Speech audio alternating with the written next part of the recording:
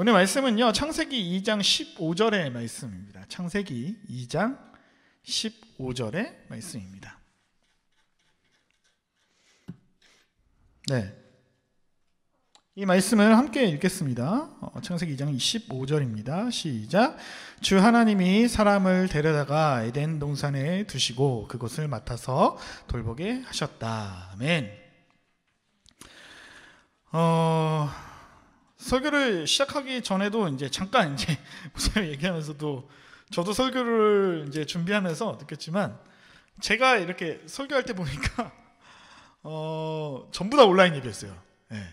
저도 이제 지난 설교 이은께 와가지고 설교했던 걸 다 체크해 보니까 도입 부분은 보니까 전부 다 이제 온라인 예배들에서 설교를 맨 처음 준비하면서도 야, 이거 내가 설교를 하지 말아야 되라는 생각도 해보고 약간 징크스 아닌 징크스 같은 그런 생각도 들게 들었는데, 어쨌거나 사실 이제 설교를 준비하면서 굉장히 사실 전과는 굉장히 다른 스타일로 설교를 하고 있어가지고, 제가 주제도 주제거니와 결론을 맺는 것도 사실 제가 기성교회에 있었으면은 아마 이런 설교는 절대 못했을 거다라는 생각도 많이 해보긴 해요. 왜냐면은 그도 그럴 게 지금 현재 제 설교가 약간 주제 설교 비슷하면서도 제 삶에서 5주에 한 번 있으니까, 제가 그동안에 직장 생활하면서 이제 삶을 살아오면서 그런 것들이 다 농축이 돼서 이렇게 다시 들어가거든요. 그러다 보니까 사실 이제 일반 제가 기성교회에 있을 때 그런 설교하고 굉장히 좀 다른 것 같은 생각도 들긴 해요. 사실 처음에 설교를 준비하면서도 이번에 이 주제로 가볼까 하면서 목표를 세웠던 것도 이제 그 중간에 사람들 간의 그런 만남, 또 그걸 통해서 만남을 통해서 이야기를 나누다 보면은 또 제 생각이 바뀌는 것도 있고, 이제 그런 것들이 이제 농축 돼가지고 두세 달에 한 번이죠. 거의 두세 달에 한 번씩 오는 이 설교 가운데 녹여지는 것 같은데, 하여튼 좀 일반 설교랑 좀 다른 부분도 있고, 어떻게 보면은 오늘 설교도 사실 좀 준비하면서 좀 이제 사람들마다 각각의 의견 차이가 있으니까 요거는 좀 논란의 여지가 있을 수 있는 부분도 있긴 한데, 그럼에도 불구하고 한번 좀 이제 시작을 해볼까 합니다. 한편 아쉬운 거는 사실 이런 것들이 제가 이제 오프라인 설교를 때 했었으면은 이런 걸 가지고 이제 좀 질문이 있으신 분들이나 이런 건 이렇게 볼 수도 있지 않을까라는 것들을 토론 아닌 토론을 했으면 되게 좋았겠다라는 생각도 해보긴 해요. 하지만 상황이 이러니까, 상황이 온라인 예배이다 보니까 한번 여러분들도 한번, 제가 그 설교 노트에는 공란을 되게 많이 넣었어요. 사실 제 설교 노트의 특징은 그냥 들으시면서 생각나는 것들을 좀 쓰시면 됩니다. 뭔가 이렇게 뭐 수업하듯이 이렇게 쭉쭉 적어가는 느낌보다는 본인이 생각하는 것들, 뭐 그런 것들을 좀 생각을 좀 정리하시면서 이제 예배에 참여하시면 좀 어떨까라는 생각도 해봅니다. 네, 뭐 서로는 그렇고요. 본격적으로 얘기를 한번 해볼게요.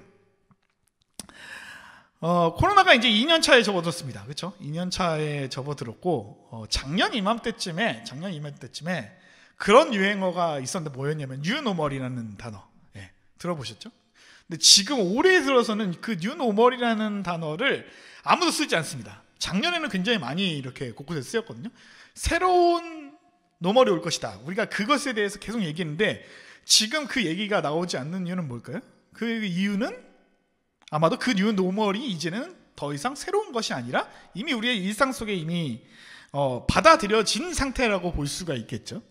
그렇다면은 당연하게 받아들여진 것이 뭐가 있을까요? 가장 이제 우리 삶에서 가장 이제는 당연하게 여겨지는 거. 예. 가장 대표적인 게 아마 마스크겠죠. 가장 대표적인 건 아마 마스크일 거고, 그 다음에 아이들에게 있어서는 뭐가 있을까요? 아이들에게 있어서는 아마도 비대면 수업이겠죠. 예. 사실 이 비대면 수업 관련해 가지고는 여러 가지 의견이 있었죠, 사실. 예. 맨 처음에 이거를 시작할 때, 코로나 초창기 때 2년 전의 과거로 한번 돌아가 보면은 이게 과연 수업이 되겠냐라는 의견이 나왔죠. 예. 굉장히 그런 의견이 다수였고, 그래서 우리는 비대면 도저히 안 된다라는 이런 얘기도 있었고, 굉장히 논란도 많았고 말도 많고 탈도 많았지만, 지금에 와서는 어떻게 얘기들이 나오냐 하면은 그런 약점도 분명히 있긴 했지만 그 안에서 또 장점을 또 발견되는 그런 계기가 있었다고 하더라고요. 뭐 대학교 수업이나 아니면은 뭐 다른 선생님들의 얘기를 들어보니까 뭐 나름의 그런 비대면 수업이기 때문에 또 가능한 그런 것도 있었다, 뭐 이런 장점이 있었다, 그런 얘기들도 뉴스를 통해서도 꽤 많이 들은 것 같아요. 그리고 또 어떤 것들이 있냐면은 지난 2년간 코로나로 인해서 기술의 문명이 더 가속화되었다라고들 합니다. 네. 특히나 그거에 가장 민감하게 급상승했던 것이 아마도 IT 계통이겠죠. IT 계통이 굉장히 빠른 속도로 기술이 도입되고 있다고 합니다. 그러니까 원래는 편차를 두고서 이제 천천히 도입이 되는데 그게 갑자기 이제 필요로 하게 되니까 비대면이 일상이 돼버리니까 그것들이 갑자기 이제 급하게 도입이 되는 거죠. 그래서 사실 과거 저도 IT 계통을 되게 좋아하고 민감하다고 저는 생각을 하는데 한 일주일 뭐 한 달만 그거를 소식을 딱 끊어버리고 살다가 다시 그걸 들으면 완전 새로운 세상이 되잖아요. 마치 우리 요즘 이제 대선 있다 보니까 하루만 뉴스 안 들어도 많이 다른 얘기 다른 세상이 돼버린 것처럼 굉장히 빨리 움직이고 있습니다. 이게 왜 그럴까요? 이런 것들이.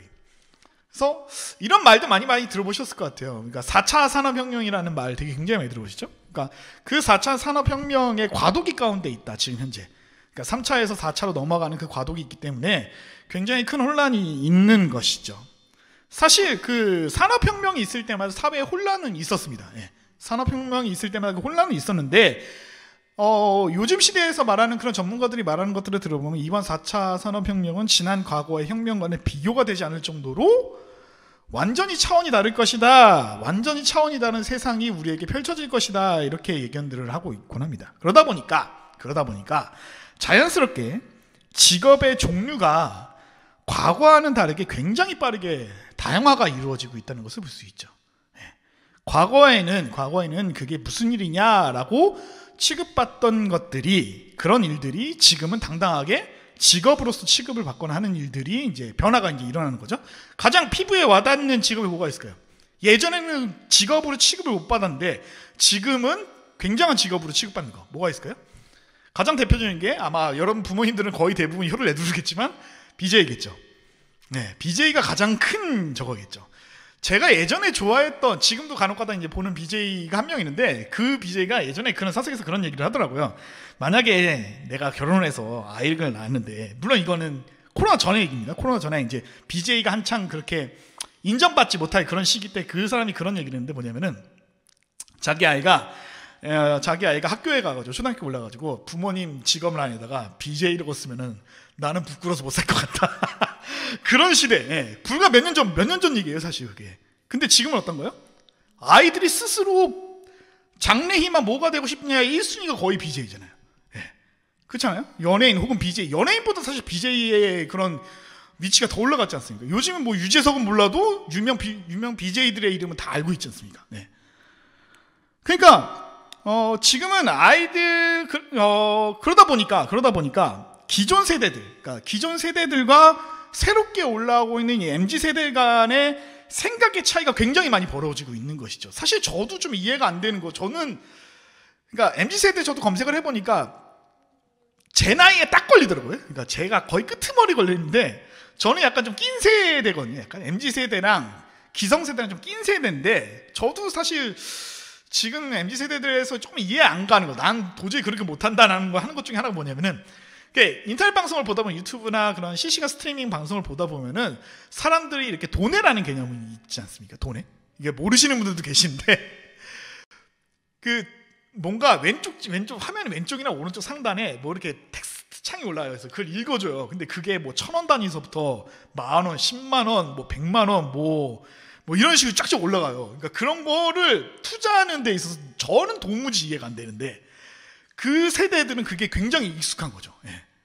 자기가 이 BJ한테 이렇게 주목을 받는다, 뭐 거기서 오는 건지 정확히 모르겠는데 하여튼 그런 것들, 그런 컨텐츠에 대해서 자신의 자기가 돈 번 것들을 그렇게 사용하는 것에 대해서 전혀 거리낌이 없는 그런 문화를 가지고 있는 애들. 저는 약간 낀 세대라서 거기까지는 사실 아직 못 가고 있지만 어쨌거나 그러니까 그런 것들을 보면은 사실 보세요. 만약에 제가 만약에 어느 유튜브 BJ를 보다가 뭐 10만 원 이렇게 올렸다고 생각합시다. 그거를 이제 부모님이 알게 되시고 그럼 어떻게 반응할까요? 난리가 나겠죠. 아마도 길 위에다가 돈을 뿌리고 다니는 거냐 뭐냐. 하여튼 이게 굉장히 사실 지금 기성세대와 지금 MZ세대 뭐 새로운 세대들 간의 그런 생각의 격차가 물론 과거에도 있었어요. 사실 과거에도 그 생각의 격차는 분명히 있었긴 했는데 유독 사실 지금 현재를 지나가는 시점에서 굉장히 그 갈등이 격화되고 있다는 것입니다. 인터넷 사이에서도 굉장히 많이 커뮤니티에서 굉장히 많이 떠들고 있죠. 뭐 그 이 모든 사회 현상의 불만들이 너희 때문이다, 너희 기성세대 때문이다, 뭐 7080 너희들 때문이다, 아니다 그 뭐 MZ 세대를 보고 계속 비난하는, 서로 이제 인터넷사에서도 엄청나게 싸우고 있고, 그러니까 이 갈등이 엄청나죠 사실. 굉장히 격화되고 있습니다. 그러다 보니까 제가 오늘 이야기하고 싶은 건 뭐 그런 이제 뭐 갈등의 해소 뭐 그런 게 아니라, 이제 거기에 있는 것 중에 하나가 가장 이제 노동, 그러니까 일에 대해서 한번 얘기를 해볼 겁니다. 일에 대해서. 그렇잖아요. 사실 저도 이제 청소년 이제 부에 있었을 때, 청소년부 아이들을 담당했을 때 가장 사실 어려운 것 중에 하나가, 저 대학 어디 가요? 예. 전사님 저 이번에 뭐 예체능 하고 싶어요. 예. 코로나 전에 얘기예요. 코로나 전에 얘기인데, 사실 저도 기성세대 쪽에 들어가는 부분으로서 사실 쉽지 않잖아요. 그런 거에 대해서 예체능을 한다는 것이 어떤 의미인지 아시잖아요. 사실 어떤 의미인지 아시잖아요. 기성세대는 뭔지 아니까. 근데 그때는 그랬거든요. 근데 지금은 어떨까요? 지금은 사실 저도 모르겠어요. 오히려 그게 더 나을 수도 있겠다라는 생각도 해보긴 해요. 왜냐하면은 가장 대표적인 예가 뭐가 있을까요? 뭐 웹툰 작가가 대표적인 예라고 볼 수 있겠죠. 웹툰 작가가 과거에는 완전 배고픈 직업이었는데 지금은 어떤가요? 굉장히 사실 돈을 많이 벌고 있죠. 그렇지만 뭐 안정성이나 뭐 여러 가지 그런 부분도 있지만, 그러니까 지금은 뭘 정말 어려운 것 같아요. 그런 판단을 내기 어려운 것 같아요. 그러니까 제가 여기서 또 오해하지 말아요. 그럼 어떤 직업이 좋습니까? 그런 게 아니라, 하나님께서 말씀하시는, 성경에서 말씀하시는 이 노동, 일이라는 것이 과연 뭐냐. 왜냐하면 우리가 계속 어디 예를 들어 봅시다. 뭐 명절이니까 만약에 신청을 만나면 너 요새 뭐하고 지내? 라고 하면은 저 어떤 일 해요. 그래서 일반적인 직장 다니면 상관없어요. 그런데 뭐 예를 들면 저 영상 편집이나 뭐 사진하고 있어요. 아니면 뭐 뭐 예체능 뭐 하고 있으면, 그러면 주변에서 뭐라고 해요? 비난 아닌 빗방울 받을 수 있겠죠. 그게 뭘까요? 세대 간의 격차에서 이루어지는 그런 것들이죠. 그러면 노동을 어느 선까지를 인정을 할 거냐 대체.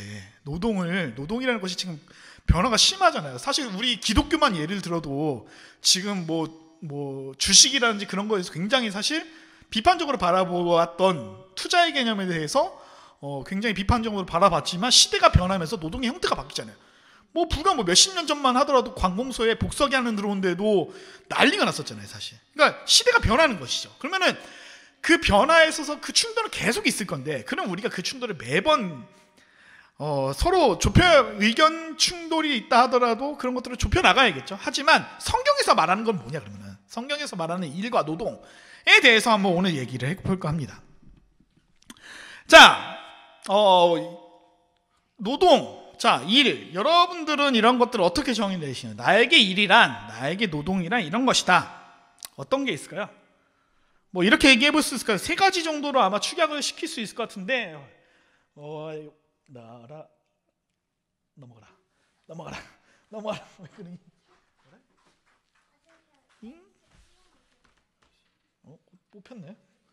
허이. 됐다. 세 가지 정도로 아마 축약을 시킬 수 있을 것 같아요. 뭐 생각을 하다가 이렇게 정리를 해봤는데, 살아남기 위한 필연적 행위. 내가 살아가기 위해서 이 정도의 노동을 해야지 인간으로서 살아갈 수 있다. 혹은 또 뭐가 있을까요? 뭐 가정이 있으신 분들은 가정을 유지하기 위한 수단 정도. 가정을 유지하기 위한 수단으로서의 노동을 생각할 수 있고, 뭐 솔로이신 분들은 뭐 나로서 존재할 수 있고, 내가 나의 품이라든지 나의 그런 존재 자체에서 정의할 수 있기 위한 하나의 수단으로 생각할 수도 있습니다. 뭐 이렇게 세 가지 정도로 정리할 수 있겠죠. 뭐 여러 가지 의견이 있었지만 요 세 가지 정도, 크게 큰 범주 내에서 요 정도 선에서 아마 정리가 되지 않을까 싶습니다. 물론 이제 여기에 해당되지 않은 사항이 하나가 있는데, 뭐냐면은 난 돈의 자유해라고 하시는 분들이 정말 간혹 가다가 있으세요. 정말 간혹 가다가. 근데 제 주위에서는 아직까지 한 번도 못 봤어요. 제 주위에서는 정말로 돈의 자유한 사람은 인터넷에서 찾아보니까 그런 사람 아마 크게 두 개 부르는데, 뭐냐면은 내가 정말 돈이 많아가지고 난 돈의 자유해라 하시는 분이 있거나, 정말로 드물게 성자 정도 수준의 뭐 그 정도가 아닌 이상은 사실 돈의 자유하기는 굉장히 힘들죠. 일단은 뭐 그거는에 대해서 뭐 여러 가지 의견이 있으지만 논외로 두고, 일단 현재를 살아가고 있는 우리는요, 이 노동을 하고 있습니다. 그렇죠? 그것은 결국에는 뭘까요? 돈으로 직결되는 부분이죠. 현재 지금 2022년의 기준으로 봤을 때는 그것이 결국엔 돈으로 직결이 되는 부분이죠. 더 나아가서 이 돈은요 지금 우리에게 필요한 존재라는 것은 사실 누구나 부인할 수 없는 부분일 것입니다. 그렇다면은 이렇게 우리가 살아감에 있어서 돈이 필요하고 그 돈을 획득하려면 당연히 노동을 해야 됩니다. 그렇다면 노동을 하는 사람, 노동을 하는 나에 대해서 한번 집중을 해보자는 거죠. 자, 이 노동이 여러분들 행복하신가요? 여러분들에게 있어서 이 노동이 행복하냐? 이 질문 앞에서 어떻게 생각하시나요? 나는 행복합니다라고 말하는 사람도 있겠죠. 근데 마지못해서 내 가족이 살아가기 위한 수단을 위해서 직업의 환경이라든지 기타 요소, 그런 불행하면서도 어쩔 수 없이 노동을 하고 계시는 분들이 계시죠. 사실 저는 아직 결혼 안 했기 때문에 만약에 결혼을 했다면은 사실 직업을 선택하는 데 있어서 가장 중요한 것은 내 가정이 적어도 최소한의, 그 최소한이라는 것은 각자의 기준에 따라 다 다르긴 하겠지만 삶을 영위하기 위한 최소한의 페이가 가장 우선순위로 올라오지 않을까 싶습니다. 예. 그 정도가 돼야지, 그게 높으면은 나머지 것들은 조금 힘들다 하더라도, 뭐 직장 상사라든지 뭐 여러 가지 그런 좀 힘든 환경이 있다 하더라도 그거에 맞춰가지고 후순위가 결정이 될 것 같아요. 솔로인 저 같은 경우는 뭐일까요? 저는 사실 페이도 페이지만 내가 일하는 환경이라든지 뭐 직장, 그게 조금 더 우선순위가 올라갈 거고, 그 외에 나머지 것들은 이제 페이라든지, 물론 페이가 너무 높아 버리면 좀 이제 달라질 수도 있겠지만 비슷한 정도 수준의 페이라면 아마도 그게 2순위로 내려오지 않을까 싶습니다. 하여튼 이 두 가지 선택, 이 행복하냐 행복하지 않냐라는 선택지 앞에서 거의 대부분은 아마 후자 쪽에 해당되지 않을까 싶습니다. 거의 대부분이. 사실 가정, 지금 이 설교를 함께 예배에 참여하시는 분들 대부분 가정이 있기 때문에, 가정이 있기 때문에 그쪽에, 후자 쪽에 좀 가깝지 않을까 라는 생각을 해봅니다. 후자이신 분들 같은 경우에는 사실 그런 것들 생각하면 할수록 사실 좀 이제 마음이 좀 불편하신 분들도 좀 있으실 것 같아요. 한 주를 살아가면서 뭐 직장에서 일하는 그런 수많은 일들이 있죠. 때로는 그 안에서 스트레스 등이 생각나실 수도 분명히 있을 것입니다. 뭐 회사의 오너이신 분은 오너 그 나름대로의 분명히 고충이 있고, 직장 생활러 같은 경우에는 그 나름대로의 또 고충이 분명히 있겠죠. 사실 어떻게 보면은 이 노동이라는 것은요, 우리에게 고통에 가깝지 않을까라고 한번 생각해 볼 수도 있을 것 같아요. 자, 그러면은 말씀에서는 이 노동에 대해서 뭐라고 말할까요? 자, 사람은 우리가 아시다시피 선악과를 먹게 됐죠. 그리고 그 결과 중에 하나가 뭐냐? 창세기 3장 17절의 말씀입니다. 이 말씀 한번 함께 읽어볼게요. 한번 시작해볼게요. 시작. 너는 죽는 날까지 수고를 하여야만 땅에서 나는 것을 먹을 수 있을 것이다. 자, 사람이 죽는 날까지 수고해야 땅에 소출을 얻게 된다. 자, 생각해 보시죠. 아담은요, 하나님께서 흙을 빚어서 만드셨습니다. 흙이 그의 근원이라고 할 수가 있겠죠. 그런데 그의 근원이 되는 땅을 갈게 되었다라는 것입니다. 그로 인해서 사실 노동이라는 것은 사람에게 주어진 벌이라고 생각하기 쉽죠. 그렇다면 이 정말로 이 노동이 우리에게 주어진 벌일까? 이것을 알기 위해서는 우리가 이 선악과를 먹기 전의 상황으로 한번 돌아가 봐야 됩니다. 자, 이 일이 일어나기 전에 하나님께서 사람에게 사명을 주시는데, 그 첫 번째 사명이 뭐냐? 2장 5절의 말씀입니다. 이 말씀을 함께 읽어볼게요. 자, 2장 5절입니다. 주 하나님이 땅 위에 비를 내리지 않으셨고 땅을 갈 사람도 아직 없었으므로 땅에는 나무가 없고 들에는 풀 한 포기도 아직 돋아나지 않았다. 아멘. 자, 말씀을 보면요, 에덴을 창조하신 이후에 땅을 갈 사람이 없다, 이렇게 표현하고 있습니다. 자, 그래서 하나님께서 사람을 만드신 이유, 그러니까 사람을 창조하신 이유가 바로 이 땅을 경작하기 위해 창조하셨다라고 볼 수 있는 것이죠. 자, 땅이 있었습니다. 그런데 그 생명력을 발휘할 수가 없었던 것이죠. 거기에는 하나님의 도우심과 사람의 협력이 필요했다라는 것입니다. 여기까지의 이 과정이 2장 7절에서 15절까지 말씀이 좀 길지만 한번 읽어볼게요. 자, 2장 7절에서 15절까지의 말씀입니다. 함께 읽을게요. 시작. 주 하나님이 땅의 흙으로 사람을 지으시고 그의 코에 생명의 기운을 불어넣으시니 사람이 생명체가 되었다. 주 하나님이 동쪽에 있는 에덴 동산을 일구시고 지으신 사람을 거기에 두셨다. 주 하나님은 보기에 아름답고 먹기에 좋은 열매를 맺은 온갖 나무를 땅에서 자라나게 하시고 동산 한가운데는 생명나무와 선과 악을 알게 하는 나무를 자라게 하셨다. 강 하나가 에덴에서 흘러나와서 동산을 적시고 에덴을 지나서는 네 줄기가 갈아서 네 강을 이루었다. 첫째 강의 이름은 비손인데 금이 나는 한 윌라 온 땅을 돌라 흘렀다. 그 땅에는 나는 금은 질이 좋았다. 브돌라는 향유와 홍옥수와 같은 보석도 거기에서 나왔다. 둘째 강의 이름은 기온인데 구스 온 땅을 돌아서 흘렀다. 셋째 강의 이름은 티그리스인데 아시리아의 동쪽으로 흘렀다. 넷째 강은 유프라테스이다. 주 하나님이 사람을 데려다가 에덴 동산에 두시고 그곳을 맡아서 돌보게 하셨다. 아멘.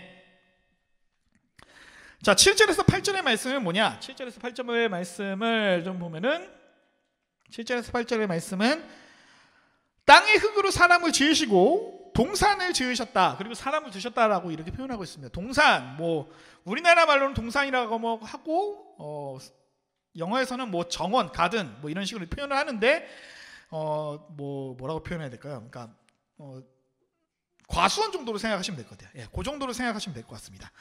자, 10절 이하에서는 뭐가 나오냐? 강 하나가 흘러나와서 동산을 적시고 네 개의 강으로 갈라져서 온 세상을 적시게 하셨다. 이렇게 나오죠. 자, 하나님께서 적절한 물을 공급하시고 그것을 경작할 사람이 필요하셨다라는 것이죠. 자, 그러니까 하나님과 사람과 땅 사이에서 완전한 협력이 이루어지면서 땅이 비로소 그 생명력을 발휘할 수 있게 되었다라는 것입니다. 자, 여기까지 말을 정리해보면 뭘까요? 노동이란 뭐냐? 사람에게 벌로 주어진 것이 아니었다라는 것이죠. 네. 타락하기 전의 모습, 선악과를 따먹기 전의 모습을 보면 이미 사람은 일하는 존재였습니다. 네. 하나님께서 노동은 창조 세계를 구성하는 데 있어서 필수적인 요건이었다라는 것이죠. 그러니까 일이야말로 뭐냐? 사람, 나라는 존재를 증명할 수 있는 것이었습니다. 그런데 지금 현실로 눈을 돌려보면 어떤가요? 일이라는 것이 힘들고 보람이 없을 경우가 다반사라는 것이죠. 자, 창세기에서는요, 그것을 보고 뭐라고 표현하냐? 인간의 타락이라고 보는 것입니다. 그 근거가 되는 말씀이 3장 17절에서 19절의 말씀인데요. 한번 읽어보겠습니다. 시작.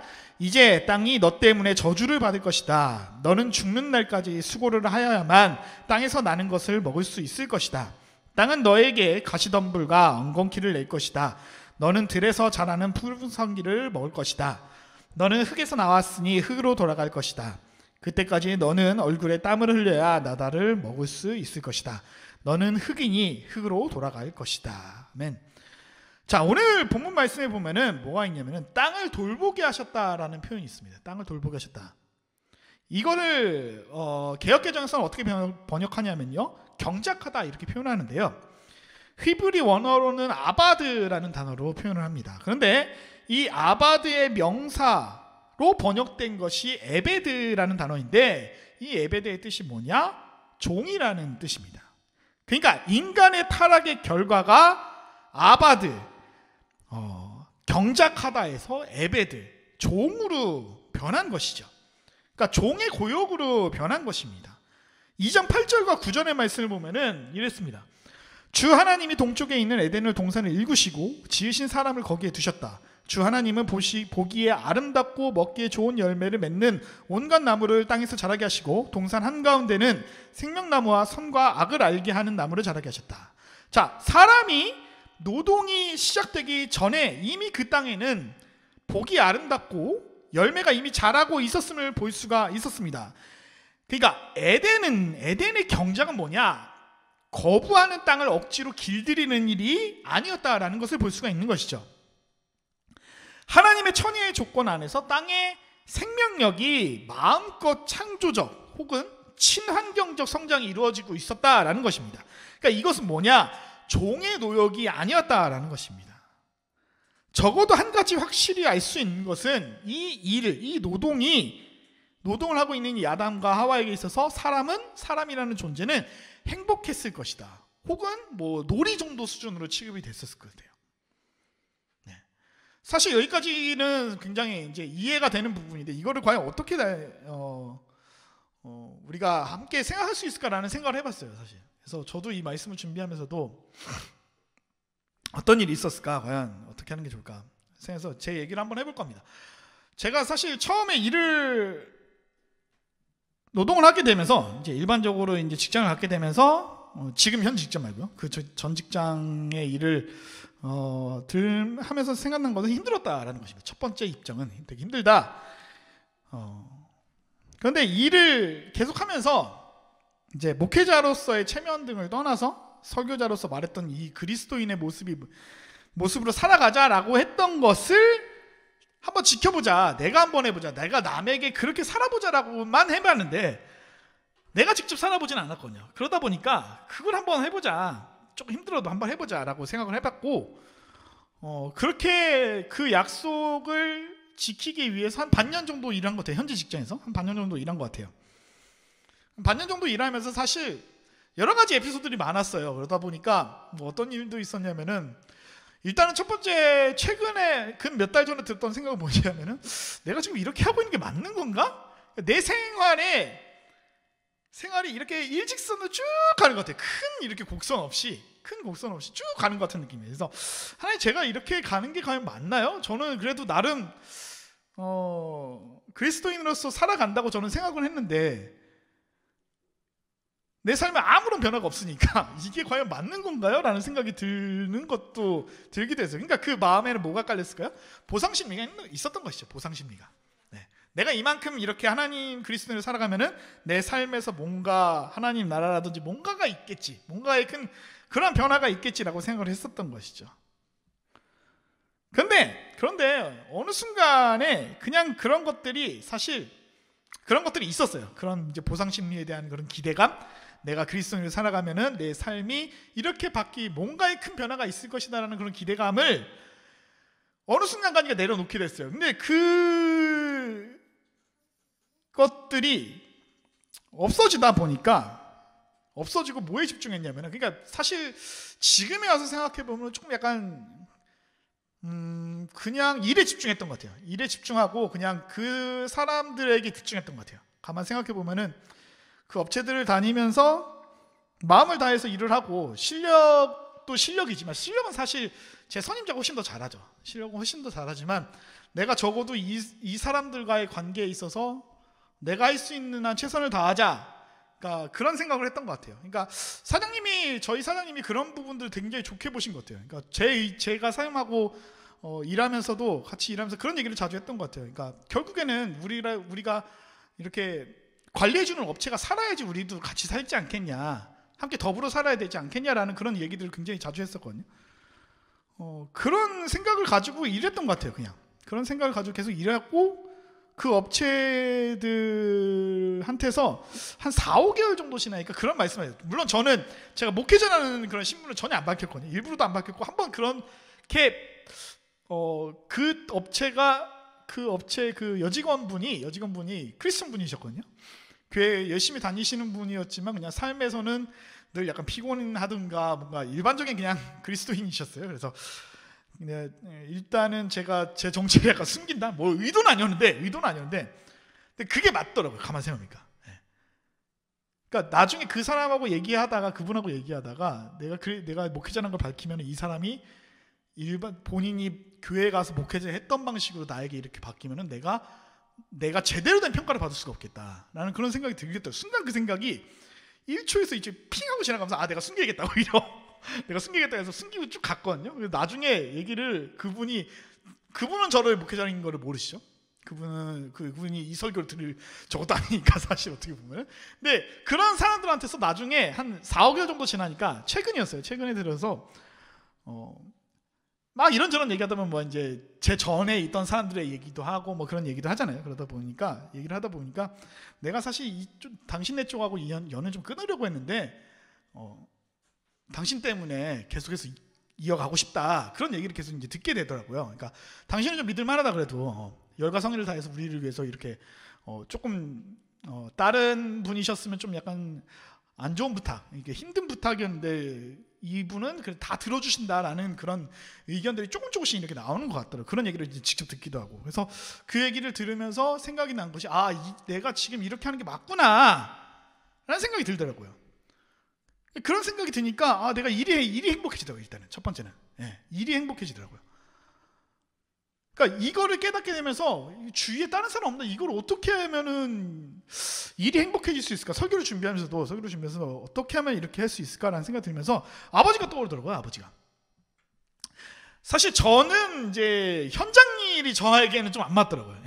그런 이제 건설 현장 일이 저하고는 좀 잘 힘들더라고요.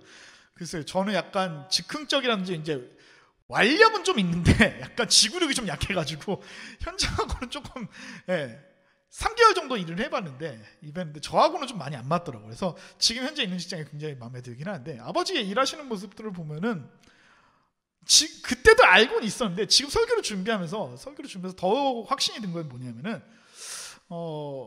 사실 뭔가 그렇게 돈에, 일단 특징이 뭘까요? 돈에 집착하지 않는다. 일단 첫 번째, 돈에 집착하지 않고, 두 번째는 뭐냐면은 본인이 그 일을 좋아하세요. 본인이 그 일을 사랑하고, 본인이 그것을 사랑하다 보니까 그 주위의 사람들이 아버지 옆에서 있다 보면은 그분들하고 이제 숙식을 하다 보니까 그런 얘기를 자주 들었는데, 뭐냐면은 다른 현장을 가기 싫고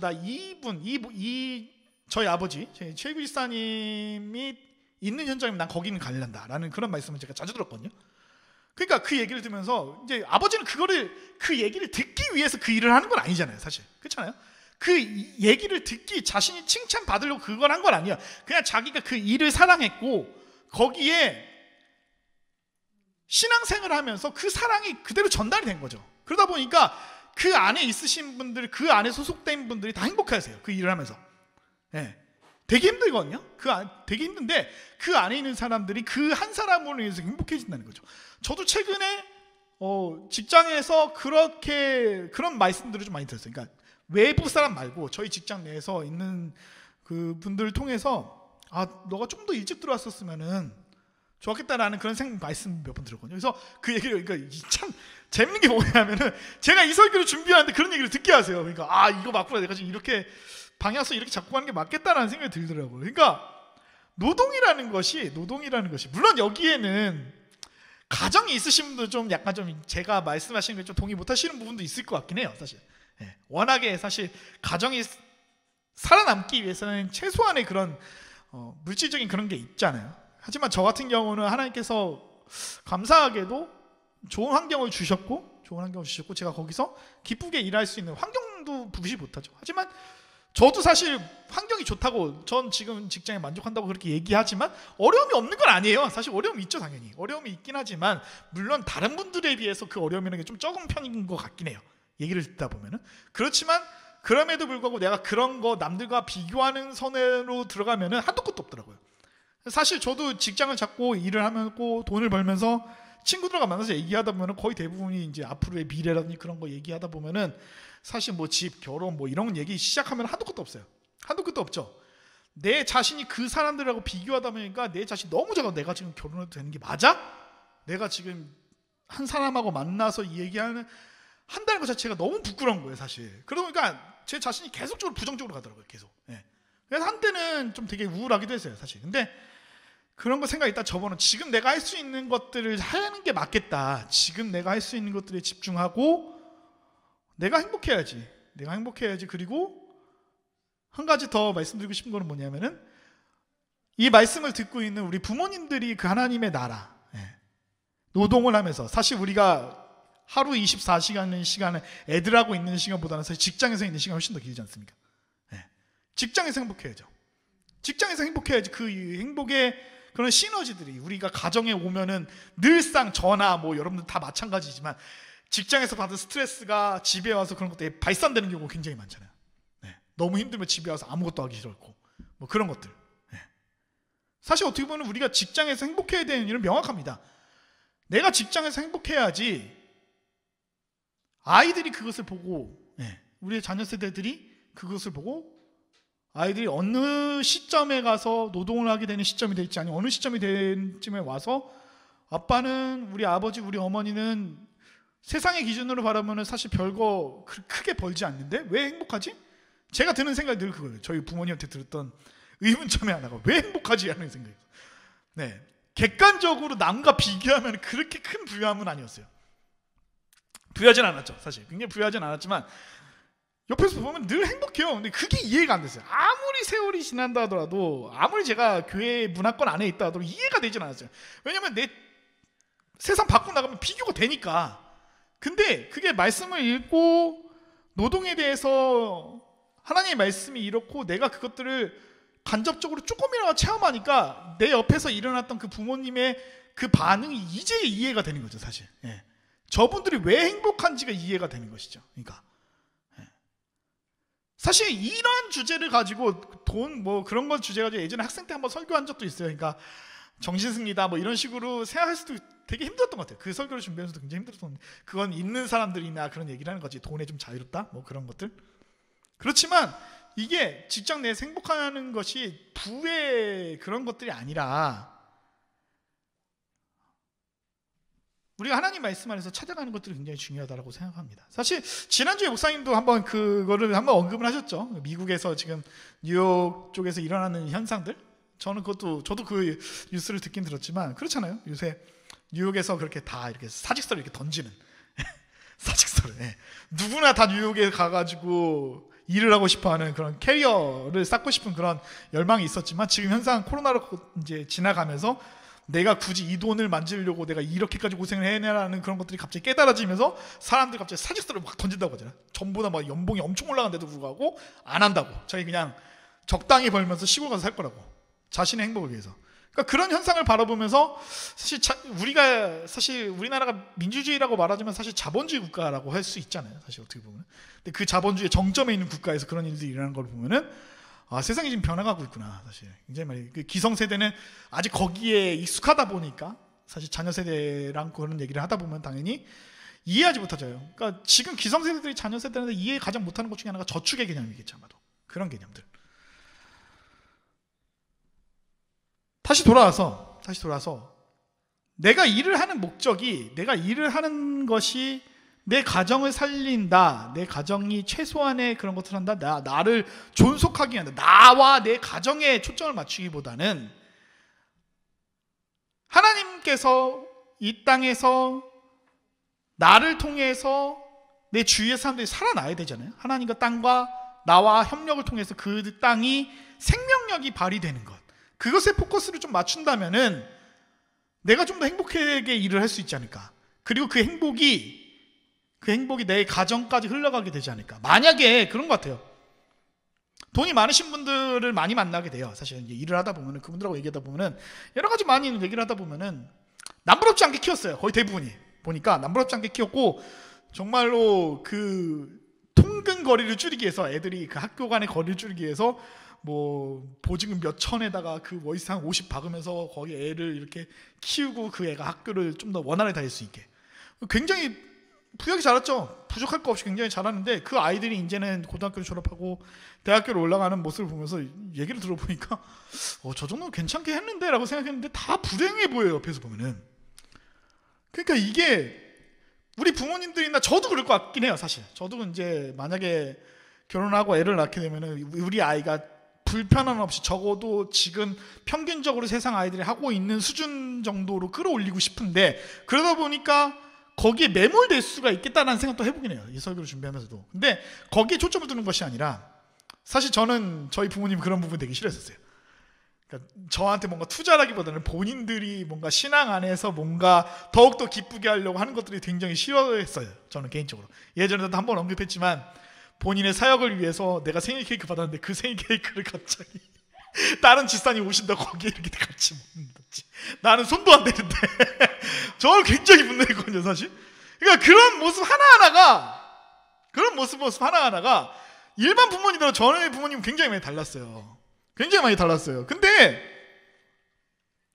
그러니까 추구하는 바가 달랐잖아요. 나한테 집중하기보다는 본인이 사역을 하면서 본인이 하나님의 나라를 이루어감에 있어, 본인 주변 환경에 하나님의 나라를 이루어가기 위해서 했던 그런 작업들이잖아요.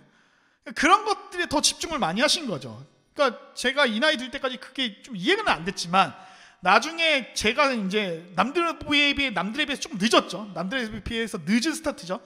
노동을 이제 시작을 하게 되면서 노동에 대해서 이제 가치 않는 그런 것들을 고민하게 되면서 이제 옆에 그 전에 했었던 이제 그 부모님들의 행하셨던 그런 과거들을 보니까 그게 이해가 되는 거죠. 아, 저게 맞다. 오히려 내 주위에서 돈 많은 사람들이 자녀 양육하는 모습들, 본인들이 일하는 과정들을 보면서 나보다 분명 부유하고 가진 거 되게 많은 사람들이 왜 저렇게 근데 힘들어하지? 왜 저렇게 많은데도 불구하고 왜 이렇게 저렇게 힘들어하지라는 생각을 들다가 그러다 자연스럽게 눈을 돌려서 우리 엄마 아빠를 보니까 아, 저게 맞구나. 오히려 노동을 하는 사람이 행복해야 되는 거야. 그리고 그 행복이 결국엔 자녀들에게 영향이 가는구나.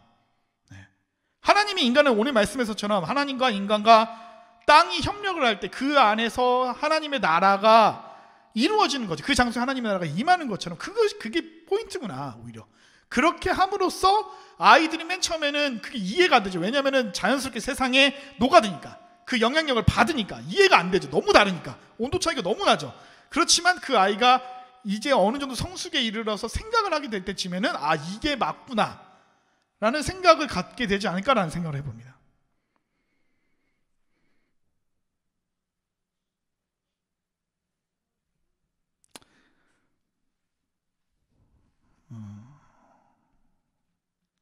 말씀을 좀 돌아볼게요. 일의 형태가 많이 달라졌습니다. 오늘 말씀에서는 창세기 때 수준에서 일이 뭐가 있었을까요? 사실 집 짓는 일, 농사 좀 하는 일, 바꾸는 일, 그 정도 수준의 일이었겠죠. 하지만 지금의 노동의 형태는 상상하지 못할 정도로 노동의 형태가 많아졌죠. 현재 젊은 세대와 기성세대의 갈등은요, 노동의 본질보다는 본인의 경험으로 노동의 가치를 논하는 것이 핵심이라고 저는 생각을 합니다. 본인이 경험했던 것이 노동이다. 젊은 세대들, 기성세대들이 말하는 이것이 노동이라고 말하는 것들이 본인이 경험했던 것에 의존하지 않습니까? 그러다 보니까 이제 의견 차이가 갈리는 것이죠. 중요한 것은 그것이 아니라 노동으로 인해서 하나님의 나라, 샬롬의 평화가 이루어 살아가고 있다면은 그 사람은 행복하다고 볼 수 있는 것이죠. 하나님의 샬롬의 평화가 나로 인해서, 그것이 직장에서 사원이든 아니면은 그것이 오너로서, 그 오너로 인해서 밑에 직원들이 더불어 함께 살아간다는 그런 행복함을 느낀다면은 하나님이 우리를 창조하신 본연의 이유, 종의 노역에서 하나님과 땅과 인간이 완전한 협력이 일어날 것이고요, 하나님이 보시기에 아름다웠던 그 에덴의 모습, 하나님 나라의 모습이 내가 살아가고 있는 터전에서 이루어지는 것이 아닐까 생각해 봅니다. 태초에 이 에덴은요, 정말의 하나님의 나라입니다. 하나님이 주님 되셔서 모든 것을 친히 이루시는 나라시죠. 그 나라의 필수 구성 중 하나는 뭐냐? 우리의 참여라는 것이죠. 노동을 함으로써 하나님의 창조 세계가 완성되는 것처럼 하나님의 나라는요, 우리의 참여를 통해서 비로소 완성이 된다라는 것입니다. 그 참여를 잘 보여주는 것이 뭐냐? 예수님의 멍에의 비유인데 마태복음 11장 28절에서 29절의 말씀인데요, 제가 읽겠습니다. 수고하며 무거운 짐진 사람은 모두 내게를 오너라. 내가 너희를 쉬게 하겠다. 나는 마음이 온유하고 겸손하니 내 멍에를 메고 나한테 배워라. 그리하면 너희는 마음의 쉼을 얻을 것이다. 고대 이스라엘에서 소의 멍에는 소 2마리가 끌게 됩니다. 한쪽은 어미소이고요, 한쪽은 새끼소입니다. 당연히 어미소 쪽으로 무게가 쏠리겠죠. 오늘 말씀을 통해서 이 어린 소의 입장으로서 하나님의 창조 사역에서 내가 어떠한 생각을 가지고 살아왔는지 점검해 보시고 주님의 창조 세계의 한 일원으로서 존재의 이유를 발견하셔서 하나님과 땅, 그리고 내가 서로 협력하여 창조의 완성, 하나님의 나라를 경험하는 한 사람 한 사람 되시길 주님의 이름으로 축복합니다.